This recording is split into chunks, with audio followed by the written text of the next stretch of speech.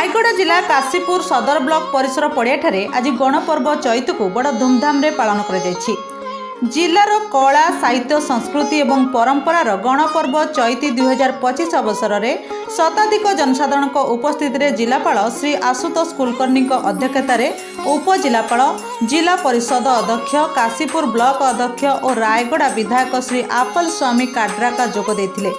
प्रथमे गंगा आवाहन और कलश पूजा स्थानीय वैद्यनाथ सागर हाटपदाठारे संपूर्ण परे माँ माणिकेश्वरी मंदिर रे पूजा अर्चना करा परे माँ माणिकेश्वरी मंदिर परिसर आदिवासी वाद्य और नृत्य रे एक विशाल पटुआर रे बाहरी कलश और मशाल यात्रा सह सहर परिक्रमा करा जाई ब्लॉक पड़िया चैती मंडप रे पहुंची। सेठारे प्रथमे अतिथि द्वारा कलश स्थापना और प्रदर्शन स्टल गुड़िकर उद्घाटन करा जाई परवर्ती समय दीप प्रज्वलन और पोस्टर उन्मोचन होता।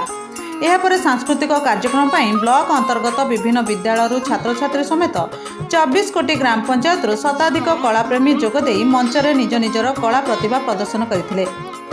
सेहीपरि एही कार्यक्रम में अंचल किछि दक्षता संपन्न को मंचरे अतिथि द्वारा सम्मानित करा बेले सांस्कृतिक कार्यक्रम को दिन तमाम उपस्थित जनसाधारण उपभोग करथिले। एभली चैती उत्सव को वर्तमान जिला अंतर्गत 11टी ब्लॉक रे कार्यक्रम जारी रखिथिबा बेले अंतिम जिला स्तरीय चैती 2025 उत्सव को चलित मास 26/12/2025 ठारू 30/12/2025 पर्यंत रायगढ़ डीसीटी हाईस्कूल पड़ियाठारे अनुष्ठित हेबाकु स्थिर होईछि।